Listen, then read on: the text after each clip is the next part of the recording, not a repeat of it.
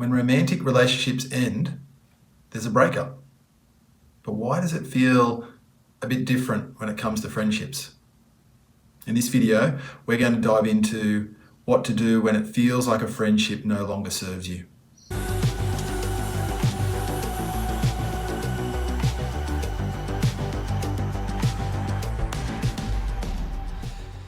The first point to start with is that friendships are often built around a certain phase or period of your life. They are seasonal. For example, many of us will form friendships at school, and those friendships, because they were built around many shared experiences, will have a fairly strong foundation, and we therefore assume that there's no reason that that strong foundation won't see us further into life. And for some people, that will be the case, but that will always depend on if you and the friend evolve and grow in a similar way.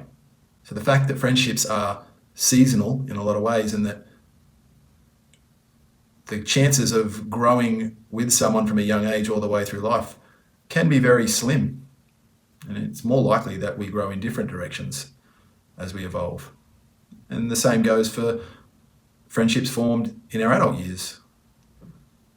It's not about when the relationship was formed or the friendship was formed. It can be really just about pivotal periods of life that see us going in different directions. And I know for me personally, being an individual who's always been, or for some time now, been very interested in personal growth and spiritual growth, finding other individuals, particularly males, that are on a similar path has not always been easy, and therefore seeing a culling or a shedding of friendships. However disappointing that may be at times, it's necessary.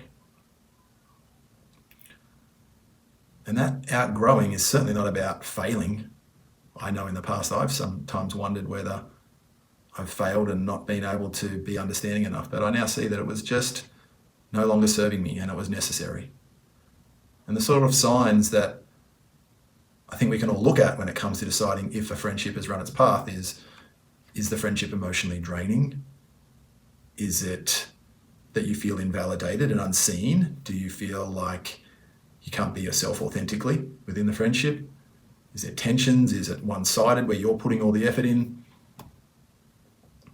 If the answer is yes to a number of these, or even one is enough to start to cause questions around the longevity of the friendship. And even when we decide that it's time to move on, it doesn't mean that all parts of us are comfortable with that decision. There'll be parts of us that are potentially going to feel guilty or fearful of this change. Guilt that you're hurting someone, potentially fear that you'll be judged or misunderstood, or even be alone. Even though you can see that the friendship is not serving you, we have an inbuilt desire to feel connected to people. So sometimes it feels safer to stay in something unsatisfying than to be alone. And this is where these parts of us are going to resist, maybe bring in doubts or excuses like, am I overreacting? Do I owe them more? But this does not mean, or these reasons being offered, excuses being offered, do not mean that there's reason enough to stay in an unsatisfying friendship. It's just parts acting out of fear. As I encourage all people to do, listen to these parts, acknowledge them, show them gratitude for the fact that they're trying to help you, trying to protect you.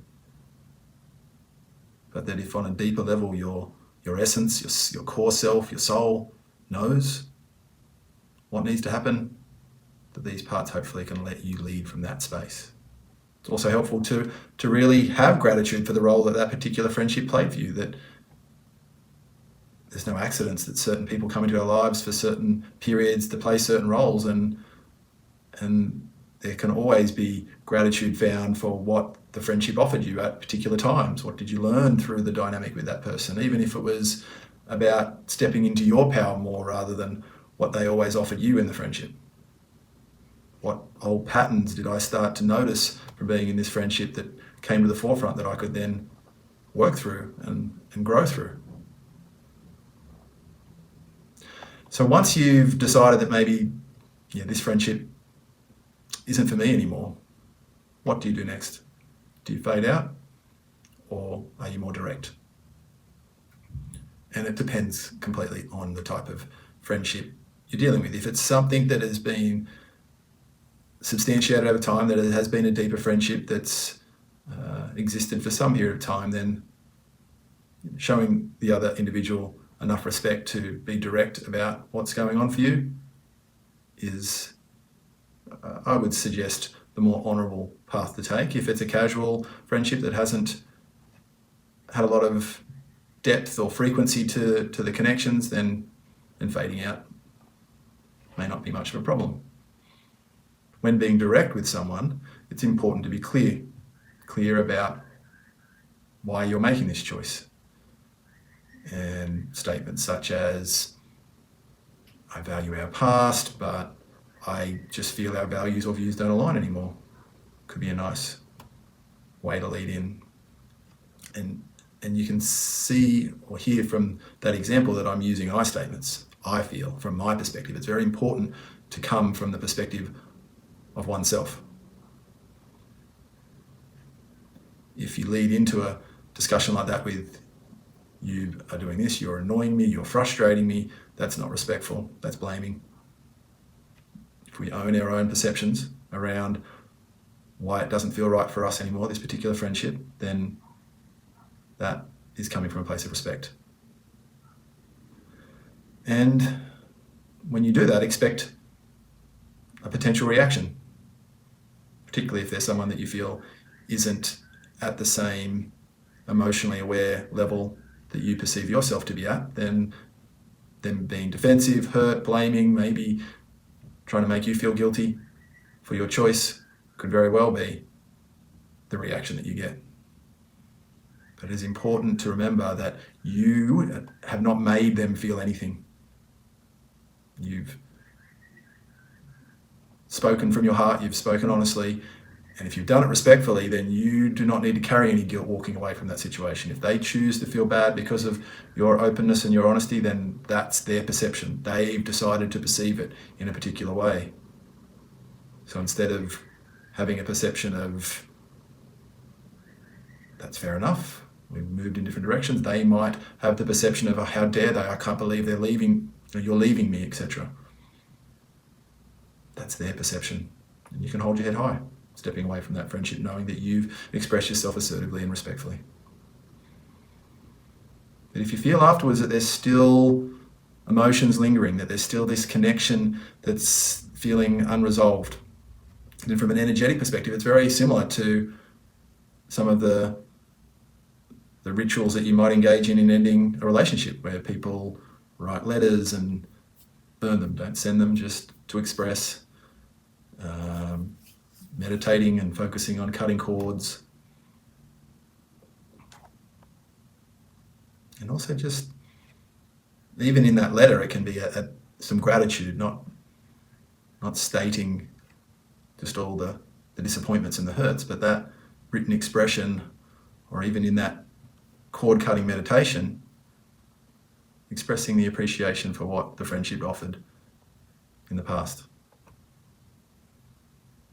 Whether that was what they gave to you, or whether it was what it mirrored to you to become a better version of yourself.